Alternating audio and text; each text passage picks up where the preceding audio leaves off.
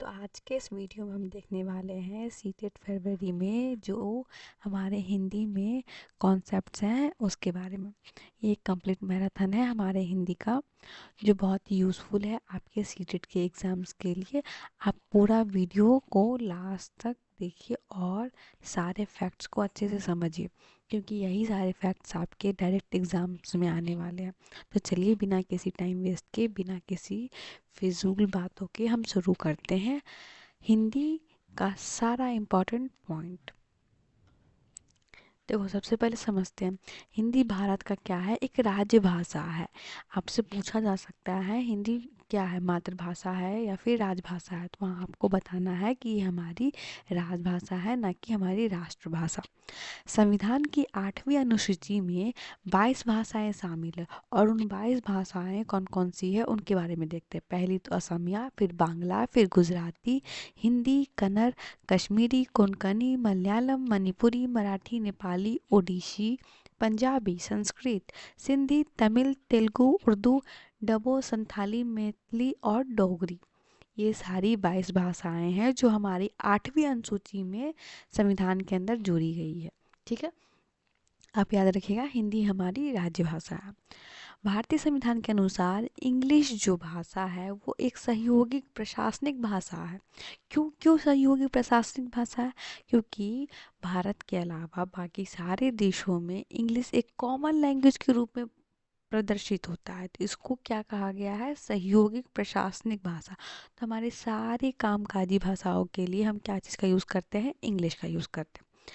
शास्त्रीय भाषा कौन कौन से हैं हमारे? तमिल है, संस्कृत है, कन्नड़ है, तेलुगु है, मलयालम है और उड़िया है। आपसे इसके बारे में ज़रूर पूछा जा सकता है कि हमारी शास्त्रीय भाषा कौन सी है। नेक्स्ट देखते हैं आरटीई राइट टू एजुकेशन के तहत क्या कहा गया? मातृभाषा के माध्यम से अधिगम की अनुशंसा क्लास 8 तक के लिए करता है। यानी कि आप किसी बच्चे की मातृभाषा जो होगी उसको क्लास 8 तक आप उस बच्चे को उसकी अपनी मातृभाषा में पढ़ाएं, ताकि उसका कॉन्सेप्ट जो है वो डेवलप हो सके, वो कॉन्सेप्ट के में किसी भी तरह से पीछे न रह पाए। और कोई भी आदमी अपना कॉन्सेप्ट स्ट्रॉन्ग तभी कर पाता है जब उसको भाषा समझ में आ रहा हो, उसको जो कह रहा है शिक्षक उसको समझ में आ रहा। तो वो उसको समझ में कैसे आएगा? उसकी अपनी मातृभाषा के माध्यम से।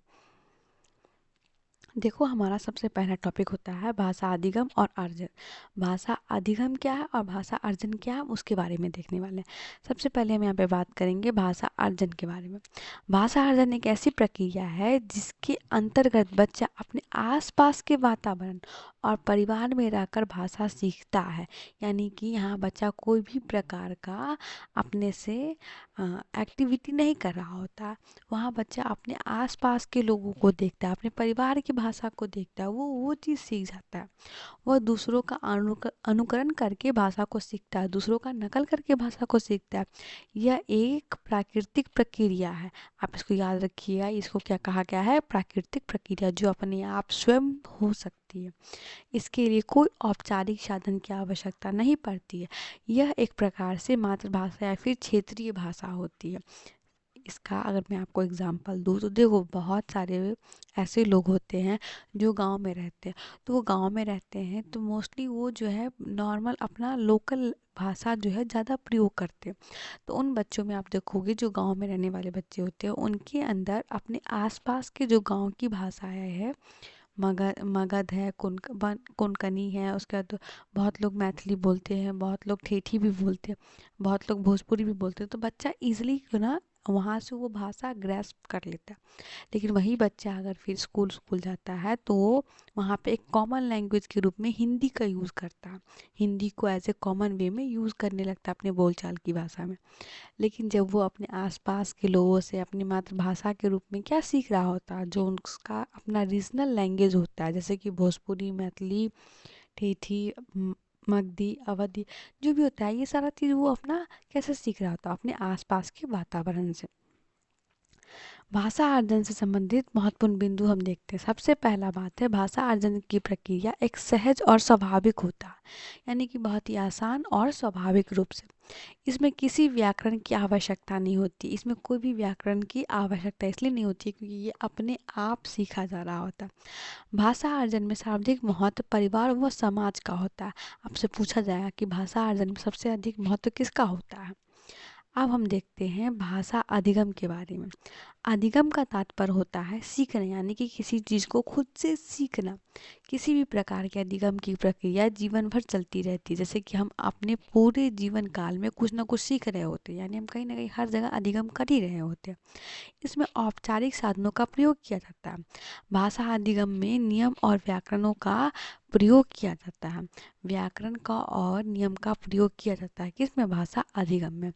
इसे द्वितीय भाषा के नाम से भी जाना जाता है। ठीक है, नेक्स्ट देखते हैं भाषा अधिगम से संबंधित तथ्य, जो भी इम्पोर्टेंट तथ्य है उसके बारे में देखते हैं। इसमें भाषा के नियम सीखे जाते हैं, यानी कि हम कोई भाषा सीख रहे होते हैं उसका कुछ ना कुछ नियम बना हुआ होता होगा, उसके बारे में बात ही होती है। भाषा अधिगम औपचारिक शिक्षा के द्वारा दिया जाता है, यानी कि किसी न किसी वे में दिया जाता है। ठीक है, भाषा अधिगम विद्यालय में प्रारंभ होता है। भाषा अधिगम में बच्चों को प्रयास करना पड़ता है, यानी बच्चा उसमें कर रहा होता है। इसमें व्याकरण की आवश्यकता होती है। ठीक है, और भाषा अधिगम में शिक्षक, विद्यालय, पाठ्यक्रम, पाठ्यपुस्तकें, शिक्षण पद्धतियाँ आदि की भी भूमिका होती है। तो देखो, भाषा अधिगम में बहुत सारे लोगों का रोल है, लेकिन वही भाषा अर्जन में सिर्फ और सिर्फ परिवार और समाज का रोल होता है। अब हम यहाँ देखते हैं अधिगम के कितने प्रकार होते हैं उसके बारे में। यहाँ पे देखने वाले अधिगम के प्रकार। अधिगम के 3 प्रकार होते हैं। देखो, पहला क्या है, क्रियात्मक अधिगम, यानी कि क्रियात्मक अधिगम में सीखने के लिए क्रियाओं के स्वरूप और क्रियाओं की गति पर ध्यान दिया जाता है। यानी कि बच्चे को कुछ सिखाना है तो कोई ना कोई एक्टिविटी करके सिखाएंगे। जैसे कि आप बहुत लोग देखोगे, जब हम नर्सरी एलकेजी क्लास में होते थे तो हमारे जो सर मैडम होते हैं वो हमें प्रतिक्रिया करके सिखाते हैं। जैसे ट्विंकल ट्विंकल लिटिल स्टार, तो वो अपने हाथों से भी वो एक आकृति बनाते हैं। या हम बच्चे को सिखाते हैं मछली जल की रानी है, तो मछली जल की रानी है तो उसको हम ये बता रहे होते हैं कि मछली जल की रानी अपने हाथ पाँव के हाव भाव से भी। तो ये क्या हो गया, एक क्रियात्मक अधिगम हो गया। ठीक है, नेक्स्ट शाब्दिक या फिर वाचिक अधिगम। शाब्दिक या वाचिक अधिगम या सीखने में संकेत हो, जैसे कि चित्र, शब्द, अंकों आदि के माध्यम से सीखना होता है। अब आप इसी में इसका एग्जांपल देते हो। देखो, नर्सरी एलकेजी की क्लास में आप देखते होगे, चाहे जब स्टार्टिंग कक्षा पहली से दूसरी की क्लास में आप देखते होगे कि बच्चों को पढ़ाने के लिए अधिक से अधिक चित्रों का उपयोग किया जाता है। क्यों? क्योंकि उनके अंदर जो है एक विज़न बन सके। उस फोटो को देख करके, उस चित्र को देख करके जो भी चीज़ हम बोल रहे हैं उनके अंदर ईजिली समझ में आ जाए, ताकि वो अपने रियल लाइफ में भी उस चीज़ को रिलेट करें। जैसे अगर हम बोलेंगे A for Apple, A for Apple, Apple मतलब सेब, सेब अब बच्चा कॉमन लाइफ में तो सेब देख ही लेता है, तो वो ईजिली रिलेट कर लेगा और उसके यहाँ उसके दिमाग में वो शाब्दिक अर्थ भी बना और एक वाचिक विजन भी बना उस चीज़ को लेकर के। नेक्स्ट देखते हैं विचारात्मक अधिगम। विचारात्मक में व्यक्ति समाज में दैनिक जीवन अनुभवों को देखकर या सुनकर विचार करके सीखता है। विचारक अधिगम में क्या होता है कि आप किसी से बात कर रहे हो, तो बात करने के दौरान आप अपने समाज में हो रही प्रतिक्रिया को देख करके सीख रहे होते हो। वहाँ क्या हो रहा है, क्या नहीं हो रहा है, ये आप समझ करके सीख रहे होते हो। नेक्स्ट देखते हैं भाषा अधिगम एवं अर्जन के संदर्भ में विद्वानों का विचार। अब इन किसका क्या विचार था भाषा अधिगम और अर्जन में, उसके बारे में हम शॉर्टकट देखते हैं। सबसे पहला बात आता है वाइगॉस्की के अनुसार। वाइगॉस्की क्या कहते हैं हम उनके अनुसार देखने वाले हैं। तो वाइगॉस्की के अनुसार जो है हम उसके बारे में यहाँ पे चर्चा करेंगे। ठीक है, बच्चों की भाषा समाज के साथ संपर्क का ही परिणाम है। वाइगॉस्की कहते हैं कि बच्चों का जो भाषा निर्माण होता है वो समाज की साथ संपर्क बनाने की वजह से है। वहीं जीन पियाजे क्या कहते हैं, उनके अनुसार क्या है वो देखते हैं। भाषा अन्य संज्ञानात्मक तथ्यों की भांति परिवेश के साथ अंतःक्रिया माध्यम से ही विकसित होता है। यानी कि इनका कहना है कि बच्चा का सबसे पहले संज्ञानात्मक ज्ञान जो है विकसित होता है किसी एक परिवेश में रहने के लिए, और उसके साथ ही वो आपस में अंतःक्रिया करता है, तब जाकर के उनका भाषा जो है वो विकसित करता है।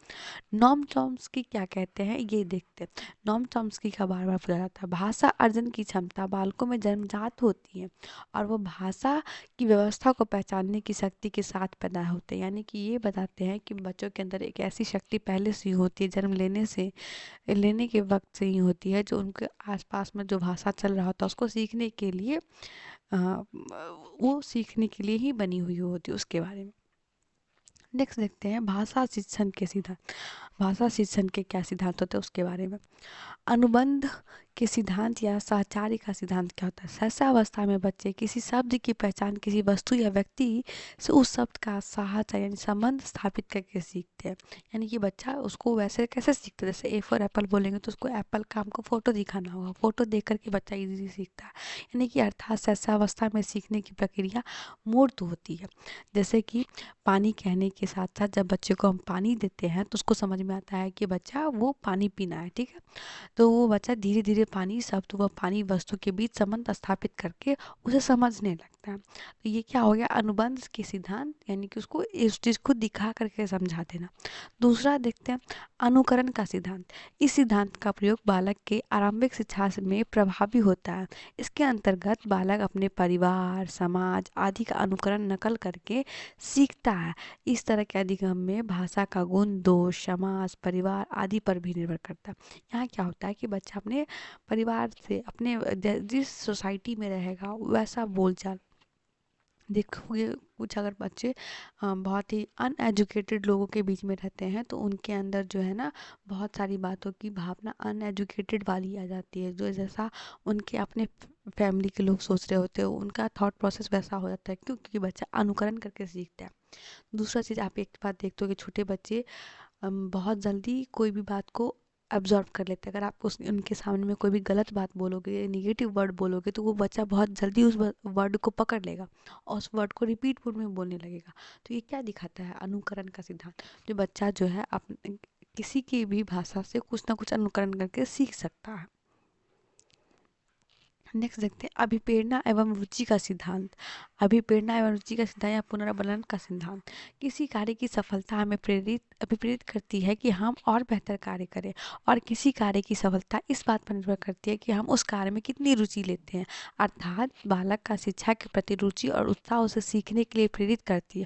अतः शिक्षण संबंधी पाठ सामग्री पाठ वस्तु आदि का निर्माण व चयन बच्चों की रुचि के अनुसार होना चाहिए एवं उसे सदैव सीखते रहने के लिए अभिप्रेरित करना चाहिए। देखो, हमें बच्चे के लिए कहीं ना कोई ऐसा एक्टिविटी कोई ना कोई ऐसा उनको कार्य देना चाहिए जिसमें बच्चे को बहुत मज़ा आया, बच्चा बहुत इंटरेस्ट के साथ वो चीज़ करे।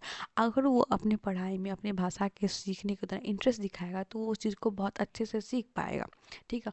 और ये चीज़ जो है ये किसके द्वारा हो सकता है, किसी न किसी शिक्षक के द्वारा हो सकता है जो बच्चों के अंदर उस भाषा को सीखने की रुचि पैदा करे। नेक्स्ट देखते हैं क्रियाशीलता का सिद्धांत। क्रियाशीलता का सिद्धांत क्या कहता है, यह सिद्धांत करके सीखने पर बल देता है। यानी कि बच्चा से करके सीखने पर बल देता है। जब बालक किसी कार्य को स्वतः करके सीखता है तो उसे जल्दी और आसानी से सीख व समझ लेता है। जब वो अपना कोई भी काम जो है खुद से करके सीखता है तो ऑब्वियस सी बात है, आप सब और हम मैं आपको एक एग्जाम्पल देती हूँ। आपसे किसी ने कहा होगा कि एक बार जाकर के चावल दाल बनाओ। आपने अपनी लाइफ में कभी चावल दाल नहीं बनाया तो आप ईज़िली नहीं बना सकते हो। लेकिन वही अगर आपने आपसे किसी ने करवाया चावल दाल बनवाया होगा एक बार तो आप उसको ईज़िली कर लोगे। क्यों? क्योंकि आपने वो काम को खुद से करके देखा था। अतः बालकों को सदैव खुद से करके सीखने के लिए हमें पर्याप्त अवसर उपलब्ध कराने चाहिए, ठीक है। नेक्स्ट देखते हैं अभ्यास का सिद्धांत। अब अभ्यास का सिद्धांत क्या कहता है, किसी भी चीज़ को सीखने के लिए अभ्यास सबसे महत्वपूर्ण है। यानी कि किसी चीज़ को करेंगे प्रैक्टिस मेक्स मैन परफेक्ट। हम एक बहुत क्यूट बार बार सुनते रहते हैं, क्यों? क्योंकि हम अभ्यास से ही परिपूर्ण बनते हैं, ठीक है। क्योंकि उसी से हमारे व्यवहार में आती है। भाषा प्रयोग के अधिक से अधिक अवसर मिलने से बच्चों का भाषा विकास जल्दी होता है। देखो, आप भाषा का विकास जल्दी होने का एक अच्छा एग्जांपल बताती हूँ। आप आजकल देखते होंगे कि बहुत सारे स्कूल वगैरह में ये प्रचलन चला है कि आपको अपने स्कूल कैंपस के अंदर में इंग्लिश में ही बात करना है। क्यों इंग्लिश में बात करना है? वहाँ पे क्या किया जा रहा है, अभ्यास का सिद्धांत लागू किया जा रहा है, ताकि बच्चे अभ्यास करेंगे, धीरे धीरे ही बोलेंगे और बोलते बोलते क्या हो जाएगा, वो कंटिन्यूअसली फ्लुएंसी में इंग्लिश बोलना स्टार्ट कर देंगे। ठीक है, इसलिए ऐसा कहा जाता है। आवृत्ति का सिद्धांत। आवर्ती का सिद्धांत। भाषा सीखने में आवर्ती का बहुत महत्व है। सीखी हुई बात को जितना अधिक दोहराया जाएगा वह उतने ही अधिक देर तक याद रहेगी। इसलिए भाषा शिक्षण में पुनरावृत्ति पर भी विशेष ध्यान दिए जाने की आवश्यकता होती है। ऑब्वियस सी बात है, अगर हम किसी बच्चे को कोई चीज़ सिखा रहे हैं, उसको अगर हम बार बार बोलवाएंगे वो चीज़ को, तो बच्चा बहुत आसानी से उस चीज़ को सीख लेगा। अब मैं आपको इसका एग्जांपल देके बताती हूँ। अगर आपको कोई वर्ड मीनिंग बचपन में याद नहीं हुआ होगा, तो आपके सर, आपके मैडम या आपकी मम्मी या पापा ने जब भी आप उनसे पढ़ रहे होंगे तो उन्होंने आपको कहा होगा कि तुम इसको 10 बार बोलो। इस वर्ड का मतलब ये होता है, इस वर्ड का मतलब ये होता है। अगर आप 10 बार रिपीट करते हो उस चीज़ को, तो आपके दिमाग में वो बात बैठ जाती है। क्यों? क्योंकि आपने वहाँ पे पुनरावृत्ति का काम किया है, आपने उसको रिपीट एक मोड में लाया है, जहाँ आपका खुद का भाषा का विकास होगा और आपके अंदर वो कॉन्सेप्ट भी आ जाएगा। अनुत्पा और क्रम का सिद्धांत देखते हैं। भाषा कौशल के चारों प्रारूप, जैसे कि श्रवण, वाचन, पठन एवं लेखन, यानी कि जो 4 चीज़ बहुत ज़रूरत होती है भाषा कौशल बनाने के लिए, उनमें निपुणता के लिए अभ्यास क्रम में समान अनुपात बनाए रखने पर जोर देता है। यानी हमें एक समान रूप से इन सब वो चारों चीज़ों पर देना चाहिए। जैसे कि श्रवण, यानी कि हम कभी भी कोई भाषा सीख रहे हैं तो हमें सबसे पहले सुनने की आदत डालना चाहिए। फिर सुनने के बाद जो हमारे अंदर विचार आते हैं, ठीक है, उसको हमको बोलना चाहिए, रखना चाहिए कि ये बात क्यों है, ऐसा किस लिए। उसके बाद हमें अपने पठन की कौशल पे ध्यान देना चाहिए कि अब हम उस बात को पढ़ेंगे, समझेंगे तो कैसे समझेंगे। और जब ये सारे कार्य हो जाते हैं तो लास्ट में लेखन। लेखन में एक सबसे बड़ी बात ये होती है कि आपका ब्रेन बहुत एक्टिव रहता है। आप अपने ब्रेन का पूरा यूज़ करके उस चीज़ को लिख रहे होते हो, बता रहे होते हो, तो वो उसके बारे में बात करता है। नेक्स्ट देखते हैं भाषा के कार्य एवं इसके विकास में बोलने एवं सुनने की भूमिका क्या है, उसके बारे में। सबसे पहले हम भाषा के कार्य को देखते हैं। अभिव्यक्ति का साधन। भाषा व्यक्ति को अपनी आवश्यकता, इच्छा, भावनाएं आदि अभिव्यक्त करने में सहायता करती है। देखो, अगर आपके पास अपनी भाषा है तो अपनी भाषा को किसी के समक्ष रखोगे, आप बोलोगे, आप जो बोलोगे अगर आप सामने वाला वो भाषा समझ जाएगा तो आपके दुख को, आपके कष्ट को, आपकी पीड़ा को इजीली समझ जाएगा। इसलिए अभिव्यक्ति का साधन कहीं ना कहीं सबसे बड़ा क्या है, हमारा भाषा है। नेक्स्ट देखते हैं सामाजिक संबंध स्थापित करने में सहायक। सामाजिक संबंध स्थापित करने में हम भाषा का प्रयोग इसलिए करते हैं क्योंकि हमें अपने समाज से रिलेशन बनाना होता है। हम अपने समाज से कब जुड़ पाएंगे, जब हम उनकी बातों को सुनेंगे, उनके विचारों को सुनेंगे। तो उस विचार को सुनने और बातों को बताने में किसका उपयोग करेंगे, भाषा का उपयोग करेंगे। भाषा मानव विकास का मूल आधार है। यहाँ हम इसलिए ये बात मूल आधार के रूप में मानते हैं क्योंकि सबसे बहुत बड़ा फैक्टर होता है आपस में बातचीत करना, आपस में वाद विवाद करना, आपस में कोई भी चीज़ को सुनना, समझना। तो इसका सबसे बड़ा आधार क्या है, हमारा भाषा है। ज्ञान की प्राप्ति में सहायक। नए ज्ञान की प्राप्ति के लिए भी भाषा बहुत ज़रूरत है। क्यों कहा जाता है कि आप अपना कोई भी नया ज्ञान प्राप्त करने के लिए सबसे पहले उसको मदर लैंग्वेज में उसको या मदर टंग में सीखे। क्यों? क्योंकि आपके पास जो अपनी मातृभाषा का ज्ञान है, आप उसमें उस चीज़ को सीख जाओगे तो आप उस भाषा को भी आसानी से सीख जाओगे। इस वजह से ये बहुत ज़रूरी होता है। शिक्षा प्राप्ति में सहायक। शिक्षा प्राप्त करने के लिए भी भाषा की आवश्यकता होती है। अगर हम किसी भी प्रकार की शिक्षा ग्रहण करना चाहेंगे तो उसके लिए हमें कहीं ना कहीं एक अच्छी भाषा की ज़रूरत पड़ती है। जैसे कि अगर हम बहुत सारी बातों को छोटे शब्द में लिखना होगा तो हम उसमें किसका यूज़ करेंगे, संस्कृत का यूज़ करेंगे। संस्कृत में बहुत सारे बातों का मतलब बहुत ही छोटे वाक्यों में लिखा जाता है। लेकिन अगर हमें कुछ चीज़ विस्तार में लिखना होगा तो हम किसका यूज़ करते हैं, हिंदी का। क्यों? हिंदी में हम सारे तथ्यों को रखते हैं, सारे विचार को रखते हैं। तो वहाँ हम क्या करें, अपने शिक्षा में भाषा का उपयोग करके कहीं ना कहीं हम अपनी शिक्षा को सहायक रूप में प्रदान कर रहे हैं। भाषा विकास में सुनने की भूमिका। अब हमारे सुनने की क्या भूमिका होती है, हम उसके बारे में देखते हैं। बच्चा अपने परिवार और समाज के लोगों को बोलते हुए सुनता है तथा उनका अनुकरण करता है और बोलने की कोशिश करता है। तो ये सुनना सबसे बहुत ज़रूरी यहाँ पे हो गया। सुनने के माध्यम से बच्चे में शुद्ध उच्चारण करने के कौशल का विकास होता है।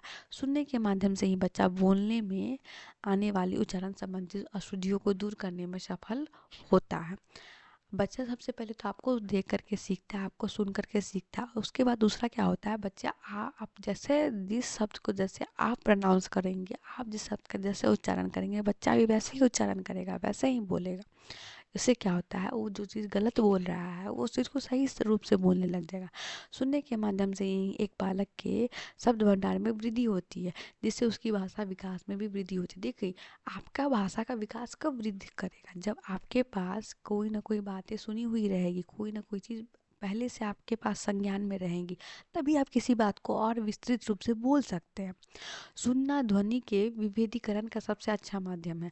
यानी कि हम कोई भी बात सुन रहे हैं तो सुनना एक ध्वनि का जो प्रकार होता है उसका विभेदीकरण होता है। उसमें सबसे अच्छा माध्यम क्या होता है, सुनना, किसी चीज़ को सुनना समझना। इसके द्वारा बालक स्वर के उतार चढ़ाव को भी सीख जाता है। जैसे कि अगर हम ध्वनि की बात करें, ध्वनि के यूज़ कहाँ होता है, संगीत में होता है। आप देखो, संगीत में हर ताल का, हर सुर का एक अलग लय है, एक अलग विलय। वहाँ क्या होता है, वो सुन करके उस लय तक पहुँचता है, उस लय से उस गाने को गाता है। तो यहाँ क्या है, सुनना, सुनना जो है सबसे अच्छा माध्यम हो जाता है। सुनने के माध्यम से बच्चा दूसरे की भावना और विचारों को जान पाता है। अगर बच्चा एक अच्छे वे में सुनता है तो दूसरे के विचार को, भावना को आसानी से जान पाएगा। सुनना अन्य भाषा कौशलों के विकास में भी बहुत सहायक होता है, जैसे कि वाचन कौशल, लेखन कौशल और विकास कौशल। देखो, सुनना इसलिए जरूरत बोल रहा है वाचन में और लेखन में, क्योंकि जब हम बात कर रहे होते हैं तो हम सामने वाले की बात भी तो सुनेंगे, तभी तो हम उसको जवाब देंगे, या फिर हम उसकी बातों का निष्कर्ष निकालेंगे, उसकी बातों का हम उत्तर देंगे। क्यों, जब तक सुनेंगे नहीं तब तक। तो यहाँ पे सुनना कौशल भी बहुत ज़रूरत है हमारे, किसमें, वाचन कौशल में, ठीक है। और लेखन कौशल में इसलिए क्योंकि अब आपको लिखने के लिए कहा गया, आप लिखने के लिए तो कहा गया, पर किस चीज़ के रूप में लिखने के लिए कहा गया। क्या आपको एक कविता लिखने के लिए बताया गया, क्या आपको एक कहानी लिखने के लिए कहा गया, आपको गद्य लिखने के लिए कहा गया, या पद लिखने के लिए कहा गया। तो ये चीज़ कैसे समझ में आएगा, हमारे लेखन कौशल से ही हमें ये चीज़ समझ में आएगा, इस चीज़ की क्लैरिफिकेशन भी मिलेगी। यहाँ से हम देखेंगे भाषा विकास में बोलने की भूमिका, कि भाषा के विकास करने में बोलने का क्या भूमिका होता है। देखो, बोलकर हम अपनी भावना तथा विचारों को अभिव्यक्त करते हैं, यानी कि जो हम सोच रहे होते हैं उसको हम बोल रहे होते हैं। बोलने से ही बच्चा शुद्ध उच्चारण सीखता है। सबसे ज़रूरी है कोई भी चीज़ को शुद्धता से बोलना। कोई जब छोटा बच्चा कोई चीज़ को बोलता है पर शुद्धता नहीं लाता है तो हम उसकी बात को समझने में कठिनाई महसूस करते हैं। लेकिन वहीं अगर हम शुद्ध रूप से किसी चीज़ का उच्चारण करते हैं तो हमें वही बात बहुत अच्छी से समझ में आ जाती है। बोलकर ही बच्चा कुशलता, भाषा प्रभाव प्राप्त करता है। अगर आप अच्छे से बोलने लग जाओगे, अपनी बातों को व्यक्त करने लग जाओगे और एक फ्लुएंसी से बोलने लगोगे, तभी तो आप किसी अपने विचार को किसी के समक्ष रखोगे। उसी तरह अगर बच्चा बोलना स्टार्ट कर देगा तो उसका भाषा का जो फ्लुएंसी है वो कंटिन्यूअसली हो जाएगा। बातचीत के द्वारा सामाजिक संबंधों का निर्माण होता है। देखो, अगर आपका कोई थॉट है, आपका कोई विचार है किसी एक स्पेसिफिक पॉइंट पे, तो आप अपनी भाषा की वजह से ही उस विचार को प्रकट करोगे, उस विचार का एक नया रूप समझोगे, वो लोगों का उस पे क्या मतलब है, उसका राय क्या है, वो आप कैसे समझोगे, एक बातचीत के दौरान ही। और बातचीत में सबसे महत्वपूर्ण भूमिका क्या होती है, हमारे बोलने की है, कि हम क्या बोल रहे हैं और लोग क्या बोल रहा है मेरे सामने वाला, उसके लिए। नेक्स्ट देखते हैं भाषा अधिगम में व्याकरण की भूमिका। अब बोलने में व्याकरण की क्या भूमिका होती है उसके बारे में देखते हैं। विद्यार्थियों को शुद्ध उच्चारण की शिक्षा प्रदान करना। देखो, व्याकरण मेनली होता क्या है, व्याकरण से हम यही समझते हैं कि व्याकरण हमें कोई भी चीज़ में ना शुद्धता देता है। मतलब कोई भी उच्चारण जो हम कर रहे होते हैं उस उच्चारण में हमें शुद्धता कैसे आएगी, वो उसका जो सटीक वे है वे व्याकरण से, हम व्याकरण से ही समझते हैं कहाँ हमें हर्षी का प्रयोग करना है, कभी हमें दीर्घी का प्रयोग करना है। ये सारी चीज़ें हमें कहाँ से समझ में आती है, व्याकरण की वजह से ही समझ में आती है। विद्यार्थियों में भाषा और भाषा की शुद्धता को समझने की शक्ति को विकास करना और उसमें शुद्ध उच्चारण क्या है, अशुद्ध क्या है, उस चीज़ को समझने के पीछे किसका लॉजिक होता है, व्याकरण का होता है। छात्रों को वाक्य रचना में के नियम एवं विराम चिन्हों को शुद्ध प्रयोग आदि का ज्ञान करना। ऑब्वियस सी बात है, अगर आप कोई बात बोल रहे हो और कुछ भी बोल रहे हो तो आपको अपनी बात में क्या करना है, नहीं करना है, उसमें सबसे ज़रूरी होता है आपका पूर्ण विराम, उस आपको एक्सक्लेमेशन मार्क्स, ये सारी चीज़ें की आवश्यकता होती है। रीज़न ये होता है कि आप कहाँ कॉमा का प्रयोग करोगे, कहाँ आप एक एक्सक्लेमेशन का प्रयोग करोगे, विषय में अधिक चिन्ह का प्रयोग करोगे या फिर आप फुल स्टॉप का प्रयोग करोगे। फुल स्टॉप मतलब आपकी बातें खत्म हो गई है, इसकी मतलब इसके बाद आप कुछ बोलोगे। कॉमा का मतलब आप इसके बाद भी कुछ कह सकते हो। और एक्सक्लेमेशन का मतलब कि आप भौचक्का हो गए हो, किसी चीज़ को जान करके आप बहुत हैरान हो गए। तो ये सारी बातें कैसे समझ में आएगी? आपके व्याकरण की मदद से ही आपको ये सारी बातें समझ में आएगी। इसलिए भाषा में व्याकरण का भूमिका सबसे ज़्यादा ज़रूरत होता है।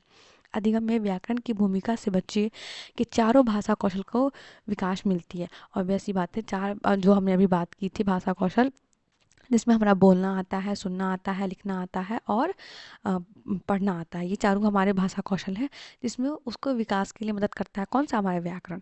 भाषा का शुद्ध प्रयोग करने तथा भाषा में दक्षता प्राप्त करने में व्याकरण मुख्य भूमिका निभाती है हमारी। हमने अभी इसके बारे में डिस्कस कर लिया है। नेक्स्ट देखते हैं। यह बच्चों में भाषा संबंधी अभिव्यक्ति का विकास करने में भी सहायक होता है। यह छात्रों को लेखन शैली में मुहावरे, लोकोक्तियाँ या प्रयोग करने का शिक्षण देकर उन्हें लेखन कौशल में विकास करने की सहायक देता है।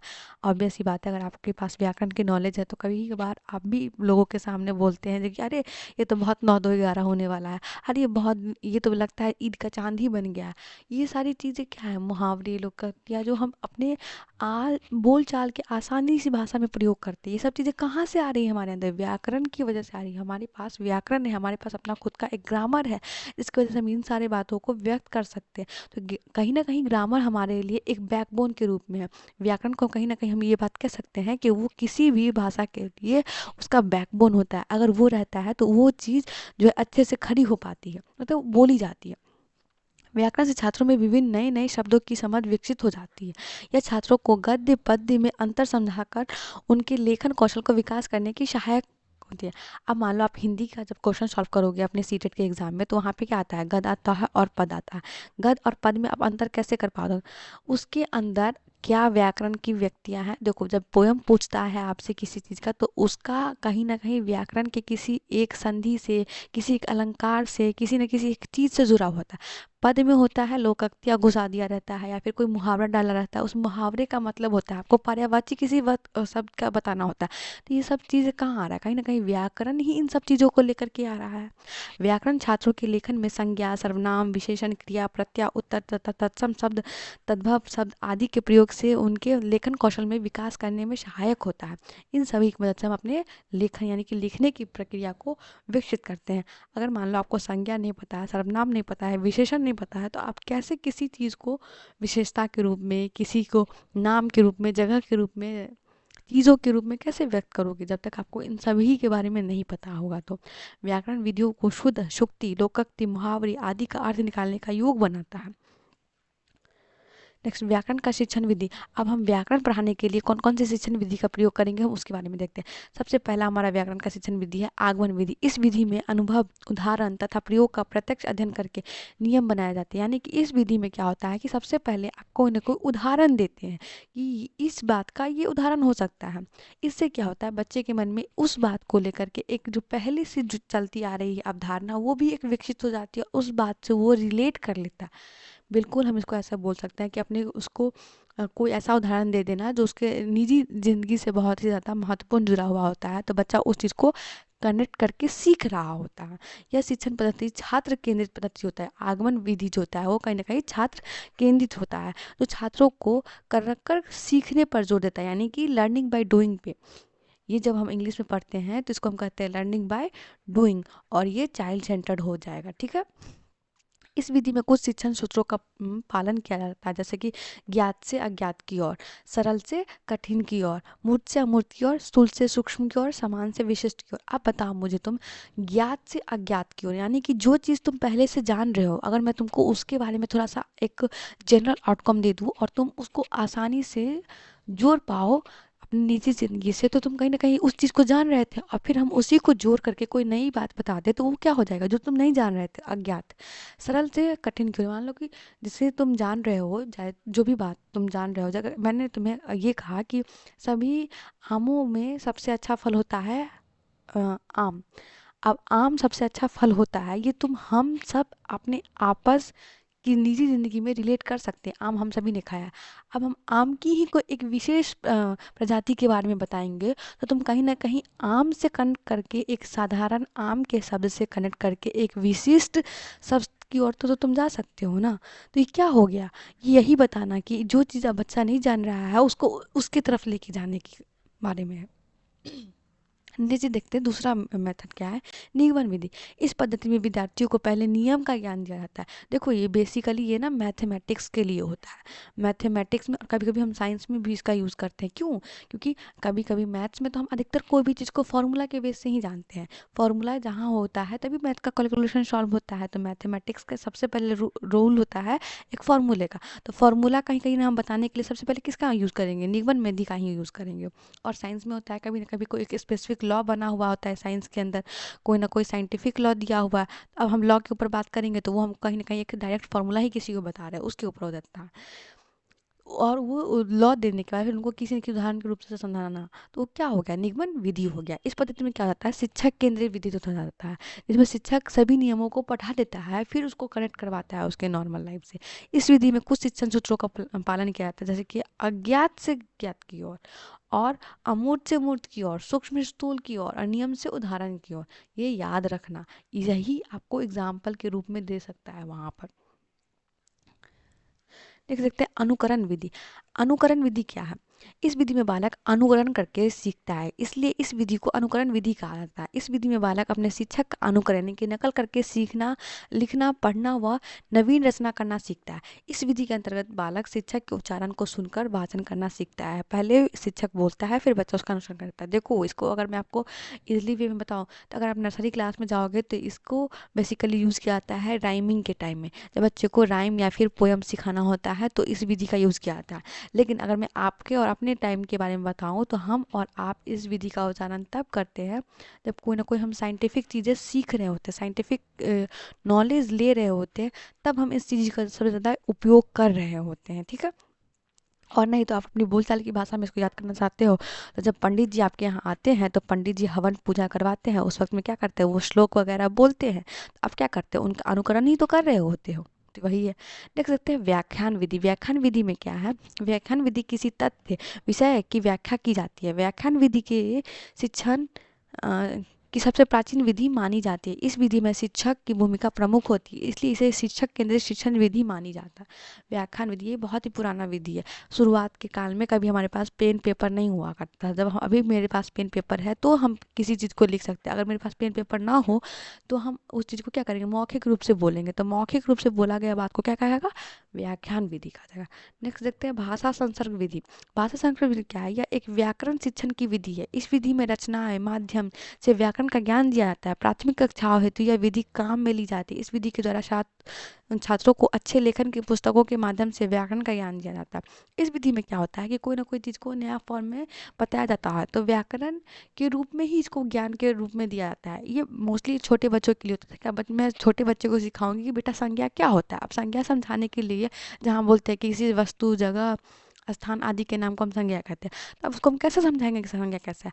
वो व्यक्ति, वस्तु, स्थान को बता करके उससे उसको कनेक्ट करा करके व्याकरण सिखाना, उसी को कहते हैं भाषा संसर्ग विधि, यानी किसी न किसी भाषा के साथ साथ किसी न किसी भाषा को लेके चलने की विधि। लिख देते हैं कक्षा कक्ष में बहुभाषिकता एक संसाधन के रूप में। देखो ये बहुत ज़रूरी है, बहुभाषिकता की बातें। बहुभाषिकता की बातें ही हर बार एग्जाम में आती है, ये याद रखना। बहुभाषिकता कक्षा विद्यार्थियों के शब्द भंडार में वृद्धि करती है। बच्चे अपने विचारों को अपनी मातृभाषा में सहज रूप से व्यक्त करते हैं, जिससे उनके मौखिक कौशल का विकास होता है। बहुभाषिकता का गुण बच्चों में रचनात्मक का विकास करने में सहायक होता है। देखो मैं आपको बताती हूँ, अगर आप स्कूल में जब सबसे पहले पढ़ने गए होंगे तो आपको याद होगा कि बहुत सारे स्कूल वाले करते क्या है कि आपको कंप्लीट इंग्लिश में बोलना होगा। ठीक है, तो वहाँ क्या होता है, बच्चे के मन में अगर कुछ चल रहा होता है तो वो इंग्लिश में अपनी बातों को व्याख्यान नहीं कर पाता है। लेकिन वही कुछ स्कूलों में अगर बच्चे हिंदी मीडियम को एज ए नॉर्मल बोलचाल की भाषा में यूज़ कर रहे होते हैं, तो वहाँ क्या होता है, हिंदी में बहुत बच्चे सजग होते हैं, बहुत बच्चे उस भाषा में बहुत सहजता महसूस करते हैं, तो अपनी बातों को खुलकर रखते हैं, अपनी बातों को खुलकर बोलते हैं, तो व्यक्त करते हैं। व्यक्त करने से क्या होता है, उनका मौखिक कौशल का विकास होता है, वो किसी बात पे अच्छे रूप से सीखते हैं, समझते हैं, बोलते हैं। तो बहुभाषिकता बहुत ज़रूरत होता है। वहीं पर कोई दूसरे भाषा का बच्चा आता है, वो भी अपनी भाषा को अपनी मातृभाषा में बोलता है, तो आप उसकी भाषा को जानने के लिए इच्छा प्रकट करोगे, उसकी भाषा में रुचि दिखाओगे, वो क्या बोल रहा है, क्या कह रहा है, ये सुनने के लिए। तो कहीं ना कहीं बहुभाषिकता एक संसाधन के रूप में ही है। कक्षा में विभिन्न भाषाओं का प्रयोग करना सांस्कृतिक आदान प्रदान का भी माध्यम होता है। बहुत तरह के बच्चे अगर एक कक्षा में रहते हैं तो उनका सांस्कृतिक आदान प्रदान होता ही रहता है। इसका एग्जाम्पल मैं आपको देती हूँ, तारक मेहता का उल्टा चश्मा, जहाँ हम देखते हैं कि वहाँ सब गोकुल धाम सोसाइटी में रहते हैं। वो क्या करते हैं, बहुभाषिकता को रिप्रेजेंट कर रहे होते हैं। उनका सबका अलग अलग भाषा है, लेकिन वो एक सोसाइटी में रह रहे हैं तो वो सारी भाषाओं से जान परिचित है उनका। वो सारी भाषाओं के ऊपर उनका विकास जल्दी हो रहा है, हर चीज़ को एक साथ लेके चल रहे हैं, अलग नहीं महसूस कर रहे हैं। ठीक है, विभिन्न भाषाओं के प्रयोग करने से सभी छात्र को एक दूसरे की भाषा समझने का अवसर मिलता है तथा वो अपनी मातृभाषा का सम्मान करने के साथ साथ दूसरे की भाषा एवं संस्कृतियों का भी सम्मान करते हैं। आप ये देखते होंगे तारक मेहता का उल्टे चश्मा में कि वो सभी विभिन्न संस्कृतियों के हैं, लेकिन एक साथ रहने की वजह से वो सभी एक दूसरे का सम्मान करते हैं, एक दूसरे की संस्कृतियों को समझते हैं, उनके पर्व को मनाते हैं, उनके पर्व को स्पेशल करते हैं फील। ये सब चीज़ कहाँ से आ रही है, आपकी भाषा की वजह से ही आ रही है, बहुभाषिकता की वजह से ही आ रही है। बहुभाषिकता सक्षमता, संज्ञानात्मक वृद्धि, सामाजिक सहिष्णुता, विस्तृत चिंतन और बौद्धिक उपलब्धियों के स्तर को बढ़ाती है। इसलिए भाषाओं को विद्यालय में एक संसाधन के रूप में प्रयोग किया जा सकता है। ठीक है, अलग अलग भाषा पृष्ठभूमियों से होने के कारण बच्चों के शब्दों व उनके उच्चारण में विभिन्नता पाई जाती है। इसलिए भाषिक पृष्ठभूमि के आधार पर किसी को पीछे नहीं छोड़ा जा सकता। बच्चों की भाषा विविधता को एक संसाधन के रूप में प्रयोग किया जा सकता है। देखो, कुछ बच्चे ऐसे होते हैं जो नहीं बोलते, या फिर कुछ ऐसे बच्चे होते हैं जिनको अब मान लो इंग्लिश बोलना अच्छे से नहीं आता, मतलब इंग्लिश में वो अपनी बात को अच्छे से व्याख्यान नहीं कर सकते, लेकिन वही हिंदी में वो बहुत अच्छे से बोल सकते हैं। उनका स्पीच, उनका उस सब्जेक्ट मैटर पे बहुत थॉट क्लियर है, लेकिन बस एक लैंग्वेज बैरियर की वजह से वो एक्सप्रेस नहीं कर सकते। तो वहाँ क्या हो जाएगा, बच्चा एक संकुचित महसूस करेगा, बच्चा अपने आप को व्यक्त नहीं कर पाएगा, तो उसको कठिनाई महसूस होगी। लेकिन अगर वो अपनी हिंदी भाषा वाला अपना हिंदी भाषा में व्यक्त करे तो उसको वहाँ भी मोटिवेशन फील करेगा, और इंग्लिश वाला भी अपना बात इंग्लिश में रखे तो वहाँ क्या होगा, उसको भी मोटिवेशन फील होगा कि वो अपनी बात को एक अच्छे वे में प्रस्तुत कर पाया है। इस बात के प्रमाण भी मिले हैं कि द्विभाषी बच्चों की वैचारिक क्षमता अन्य बच्चों की तुलना में अच्छी होती है। अब मान लो जिस बच्चे के पास इंग्लिश और हिंदी दोनों का नॉलेज है, जो इंग्लिश और हिंदी दोनों में अपना विचार लिख सकता है, बोल सकता है, तो कहीं ना कहीं उसकी कॉग्निटिव स्किल, उसकी क्रिटिकल थिंकिंग कहीं ना कहीं नॉर्मल बच्चे से तो अच्छी ही ना होगी। देख सकते कक्षा में बहुभाषिकता एक चुनौती के रूप में। अब ये एक चुनौती के रूप में कैसे, वो देखो, पहला तो बच्चों पर क्षेत्रीय भाषाओं का प्रभाव होता है। सब बच्चे सब तरह की पृष्ठभूमि से आते हैं, तो कहीं ना कहीं उनका अपना अपना क्षेत्र का अलग अलग भाषा, यही अपने बोलचाल लोकल में ही देख लो कि कहीं ठेठी बोली जाती है, कहीं मैथिली बोली जाती है, कहीं अवधी बोली जाती है, कहीं भोजपुरी बोली जाती है। तो क्या है, हर जगह पे कहीं ना कहीं थोड़ा ना थोड़ा भाषा का चेंजेस है। तो थोड़ा सा ये क्या होता है कि विभिन्न भाषा का, विभिन्न तरह का क्षेत्र का अपना भाषा होता है। जैसे क्या होता है, क्षेत्रीय भाषा पर छात्र का थोड़ा प्रभाव पड़ता है, जो शिक्षण प्रक्रिया में कहीं ना कहीं एक चुनौती के रूप में आता है। आप किसी एक चीज़ को कोई और भाषा के रूप में बोल रहे हो, और वही चीज़ को वो किसी और, हम लोग के यहाँ बोलचाल की भाषा में मुढ़ी बोला जाता है। मुढ़ी, मुढ़ी हम लोग बोलते हैं, जो चावल का बनता है उसको। बहुत लोग उसको अलग अपने बोलचाल की भाषा में फर्रे बोलते हैं, फर्रे, फर्रे बोलते हैं। तो अब ये भाषा हमें समझ में भी आ सकती है और नहीं भी आ सकती है, और आने के बाद हम इसको भी बोल सकते हैं। कहीं ना एक शिक्षण प्रक्रिया का एक चुनौतीपूर्ण हो गया, किसी को मुढ़ी समझाना और किसी को फर्रे समझाना अलग हो जाता है ना, तो ये एक समझने की प्रोसेस होती है। छात्रों में भाषाई कौशल विकसित करने की चुनौती। भाषाई विविधता के कारण छात्रों का भाषा कौशल के विकास में चुनौतियों का सामना करना पड़ सकता है, क्योंकि क्षेत्रीय भाषा के प्रभाव का भाषा कौशल पर भी प्रभाव पड़ सकता है। कहीं ना कहीं उसका अपना एक बोलचाल का भाषा का प्रभाव भाषा के ऊपर पड़ सकता है। शिक्षक के लिए बहुभाषा की चुनौती।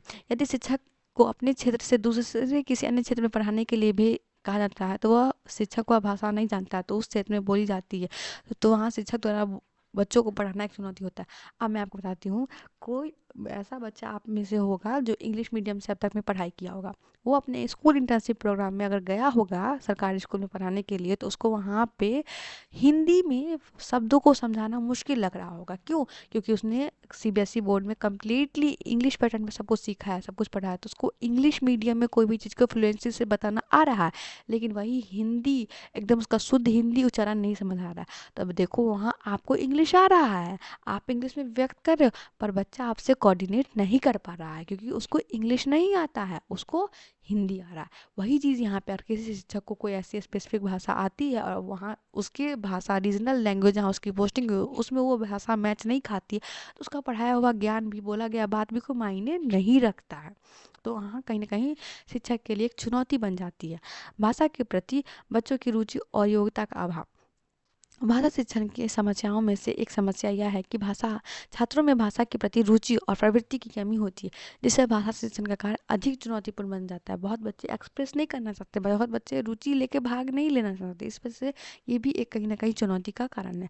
अधिक भीड़ वाली कक्षा, अगर जहाँ ज़्यादा कक्षाएँ होंगी वहाँ बहुभाषिकता को लेके आते हैं तो वहाँ बच्चे शिक्षक की बात ही नहीं सुनेंगे, शिक्षक को पढ़ाने ही नहीं देंगे। तो ये सारी चीज़ें क्या हो जाएगी, एक कहीं ना कहीं चुनौती के रूप में हो जाएगी। अध्ययन सामग्री की कमी, भाषा विविधता वाली कक्षा में भाषा शिक्षण के लिए अध्ययन सामग्री की कमी भी एक समस्या है।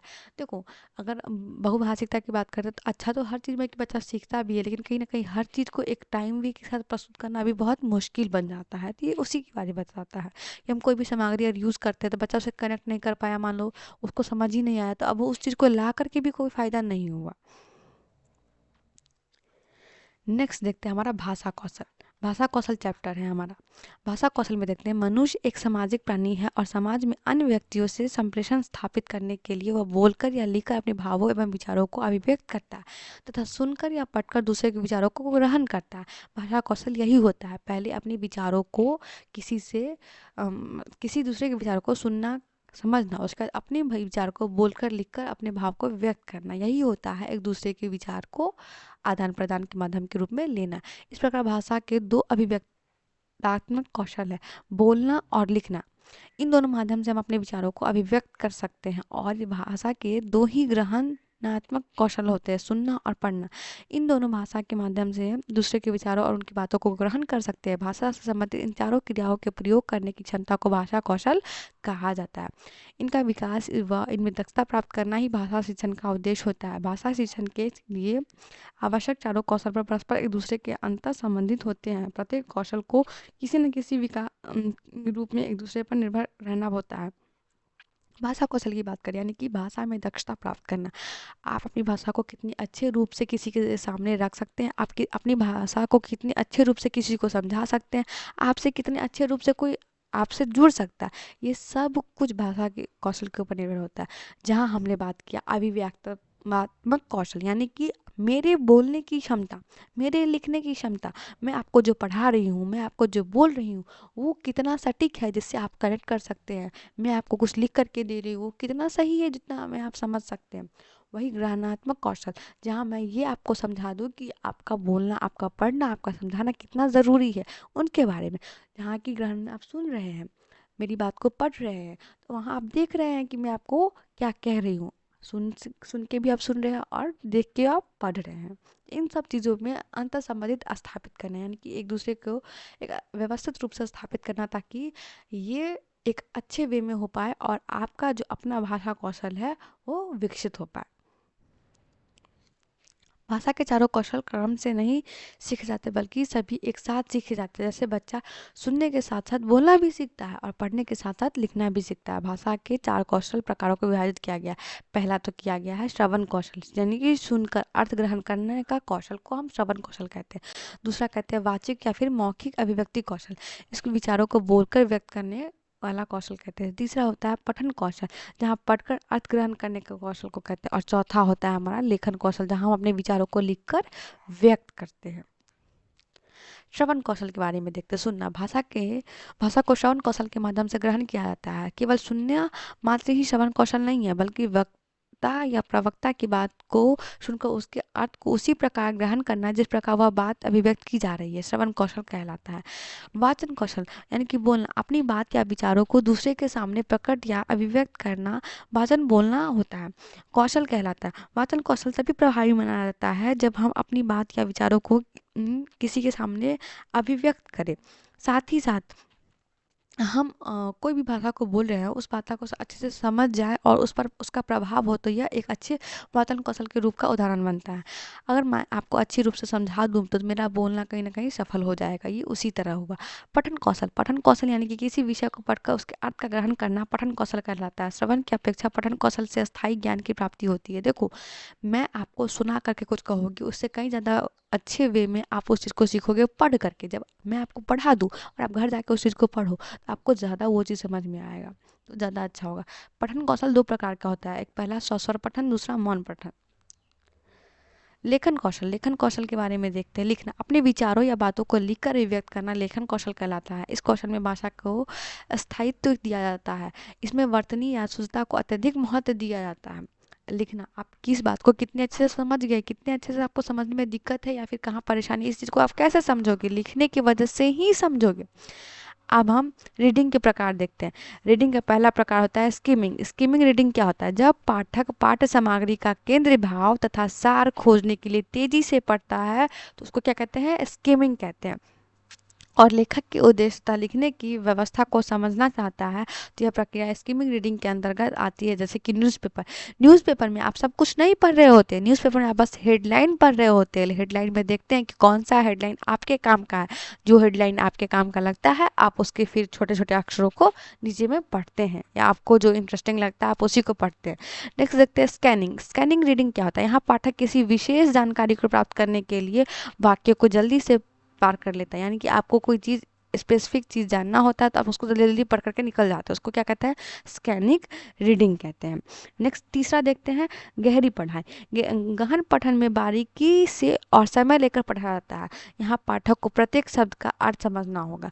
गहरी पढ़ाई में क्या होता है कि आप किसी एक चीज़ को समझना है तो आप उसको गहनता पूर्वक से सीखोगे और पढ़ोगे।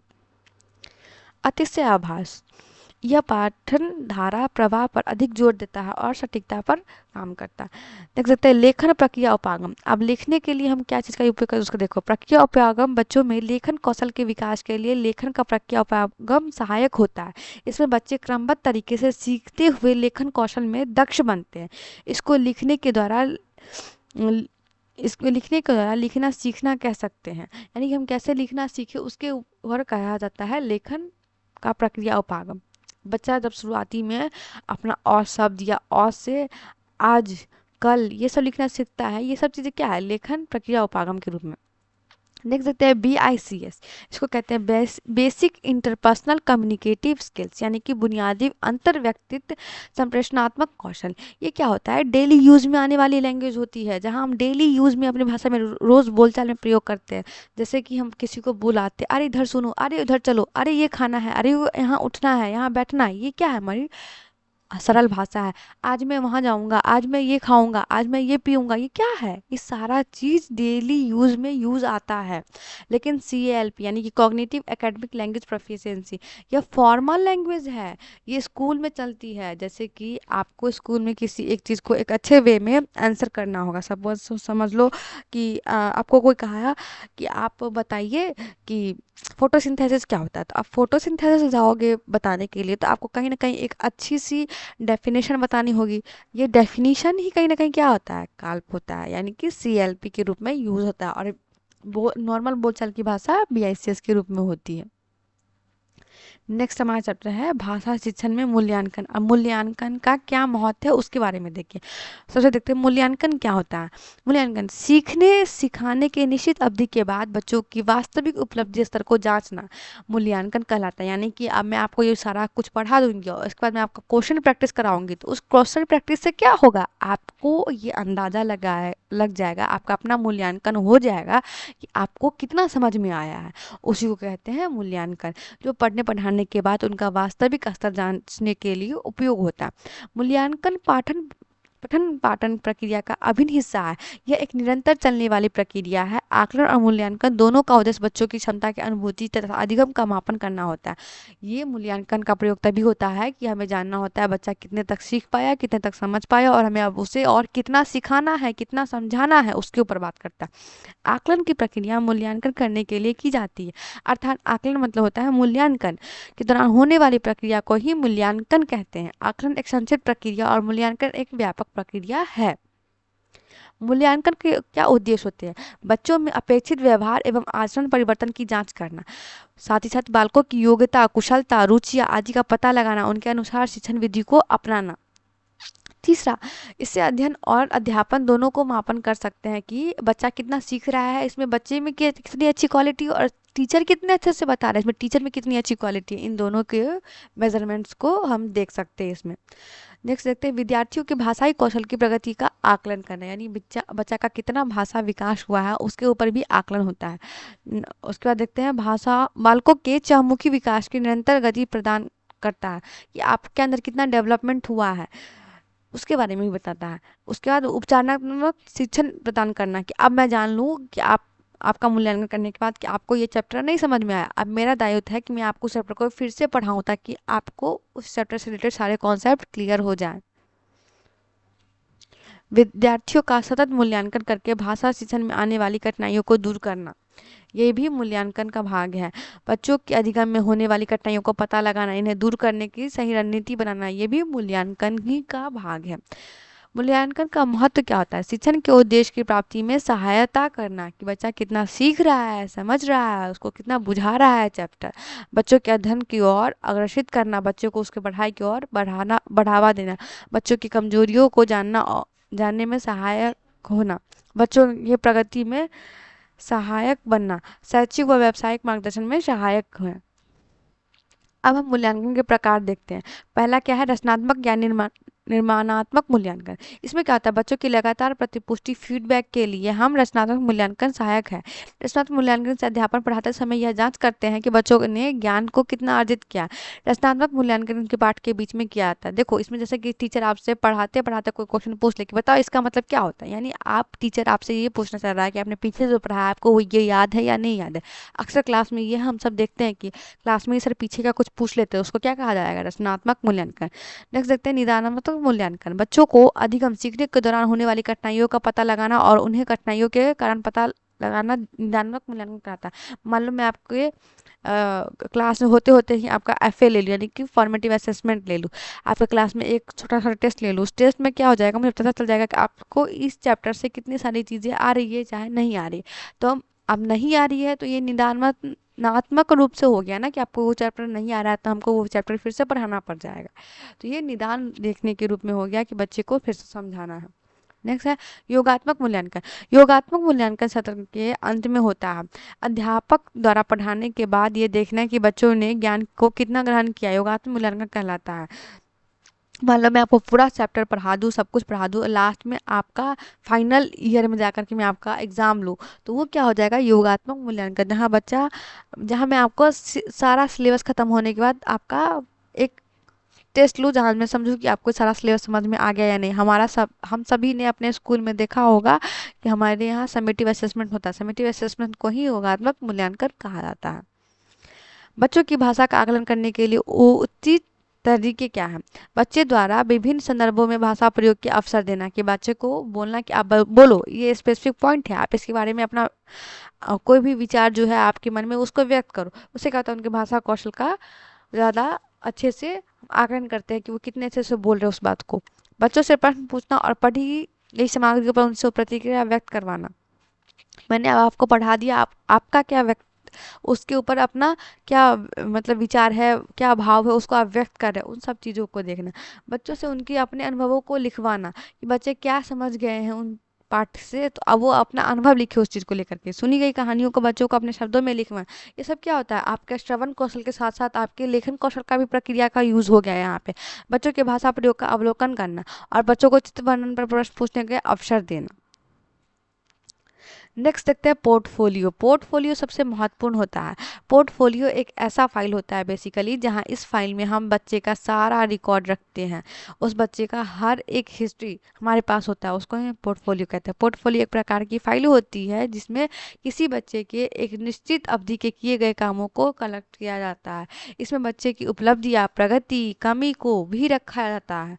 पोर्टफोलियो से बच्चे की महत्वपूर्ण जानकारियाँ मिलती है, जैसे कि उसका व्यक्तिगत क्या मतलब उसका खुद का बिहेवियर कैसा है, पारिवारिक कौशल, शैक्षणिक कैसा है, साथ साथ उसका दोस्तों से जुड़ाव कैसा है, सांस्कृतिक और सामाजिक में उसकी जानकारी कितनी है, उन सभी के बारे में। बच्चों के पोर्टफोलियो बनाने का ये उद्देश्य होता है कि इसकी सहायता से उनका मूल्यांकन करना आसान हो जाता है। अगर हम बच्चे के अच्छे पोर्टफोलियो के वे में देखेंगे तो बच्चा बहुत अच्छा है या बुरा है ये हमें समझ में तब आएगा जब उसका पोर्टफोलियो दिखेगा। उस पोर्टफोलियो में हम बच्चे के हर एक चीज़ को आसानी से देख सकते हैं और समझ सकते हैं। समग्र एवं सतत मूल्यांकन क्या होता है? बच्चों के लिए निशुल्क और अनिवार्य शिक्षा अधिनियम आरटी 2009 के अनुसार सीसीई को प्रत्येक बच्चे की प्रारंभिक शिक्षा पूरी होने तक लागू किया जाता है। सीसीई में सतत का अर्थ है कि बच्चों को सीखने में कहाँ कहाँ कमी रह गई, जिसके आधार पर सीखने में सुधार के लिए शिक्षक उचितम समय पर आवश्यक कदम उठा सकते हैं। साथ में यह भी पता लगा सकता है कि बच्चा सीखने में कहाँ कठिनाई का अनुभव कर रहा है। और सीसीई के दूसरे घटक समग्र मूल्यांकन का अर्थ बच्चों में सर्वांगीण प्रगति के बारे में जानकारी देता है कि बच्चा कहाँ तक हर चीज़ को समझ सकता है अपने पूरे चीज़ों का उपयोग करके। नेक्स्ट देखते हैं परीक्षण के प्रकार कि कौन कौन से तरह के परीक्षण हो सकते हैं। पहला है व्यक्तिगत परीक्षण। इस परीक्षण में एक समय में केवल एक ही व्यक्ति का अध्ययन किया जा सकता है, उसको कहते हैं व्यक्तिगत परीक्षण। दूसरा है मानकृत परीक्षण। मानकृत परीक्षण में क्या होता है? ऐसे परीक्षण जो शिक्षार्थियों, मनोवैज्ञानिकों आदि विशेषज्ञों की सहायता से किए जाते हैं और ये बड़े लेवल से प्रशासित किया जाता है, उसको क्या कहता है? मानकृत प्रशिक्षण परीक्षण। तीसरा आत्मनिष्ठ परीक्षण। ये परीक्षण परीक्षक के व्यक्तिगत निर्णय के आधार पर होता है। चौथा क्या है? वस्तुनिष्ठ परीक्षण। यदि एक परीक्षण पर किसी परीक्षार्थियों को अलग अलग परीक्षकों द्वारा एक जैसे अंक प्रदान किए जाए तो वह परीक्षण वस्तुनिष्ठ कहलाता है। और पांचवा क्या है? निपुणता परीक्षण। इस परीक्षण के द्वारा किसी विशिष्ट काम के संबंध में बच्चों की उपलब्धियों का मापन किया जाता है। इधर देखते हैं हम उपचारात्मक शिक्षण। उपचारात्मक शिक्षण क्या है? उपचारात्मक शिक्षण निदानात्मक परीक्षण के बाद आता है, क्योंकि नैदानिक परीक्षण के द्वारा पहले छात्रों की अधिगम में होने वाली कठिनाइयों की जानकारी प्राप्त की जाती है। उसके बाद उपचारात्मक शिक्षण के द्वारा उन्हें दूर करने का प्रयास किया जाता है। उपचारात्मक शिक्षण का महत्व क्या है, हम उसके बारे में देखते हैं। बच्चों को सीखने के दौरान आने वाली कठिनाइयों को दूर करने का प्रयत्न किया जाता है, उसको ही क्या कहा जाता है? उपचारात्मक शिक्षण। उसके बाद बालकों की क्षमता को सही दिशा में मोड़ने में सहायता मिलती है, उसको कहते हैं। बालकों की व्यक्तित्व संबंधी समस्याओं का निराकरण हो जाता है और उपचारात्मक शिक्षण से बच्चों के आत्मविश्वास में वृद्धि होती है। छात्र द्वारा किए जाने वाली त्रुटियों में सुधार के साथ साथ भविष्य में होने वाली त्रुटियों से भी बचाव किया जा सकता है अगर हम उससे उपचारात्मक शिक्षण प्रदान करें तो। शिक्षण रोचक, उद्देश्यपूर्ण व प्रभावशाली बनाने में सहायता मिलती है हमें। तो दोस्तों ये रहा आपका सारा का सारा आज का मैराथन इम्पोर्टेंट जो आपके हिंदी के एग्ज़ाम में बहुत ही ज़रूरी है। मैं कोशिश की सारा का सारा पॉइंट को एक साथ लेकर के आने का और साथ ही साथ आपको सारा पॉइंट एक डिलीवर फॉर्म में बताने का। होपफुली आपको वीडियो बहुत पसंद आई हो और आपके इस सीटेट एग्ज़ाम के लिए बहुत ही हेल्पफुल हो, जहां आप सभी के सभी बच्चे इजीली निकल जाए और अपना सीटेट क्वालिफाई कर ले, क्योंकि आने वाले टाइम में बहुत सारी वैकेंसीज आने वाले हैं जहां आपको बहुत बार मौका मिलेगा। तो आपको आपके आने वाले सीटेट के लिए ऑल दी वेरी बेस्ट। आप बहुत अच्छे से तैयारी करिएगा और आपका एग्ज़ाम ज़रूर निकल जाए। होपफुली आपको ये वीडियो पसंद आई हो तो प्लीज़ लाइक करें, शेयर करें एंड सब्सक्राइब करें। मिलते हैं नेक्स्ट वीडियो में। Thanks for watching.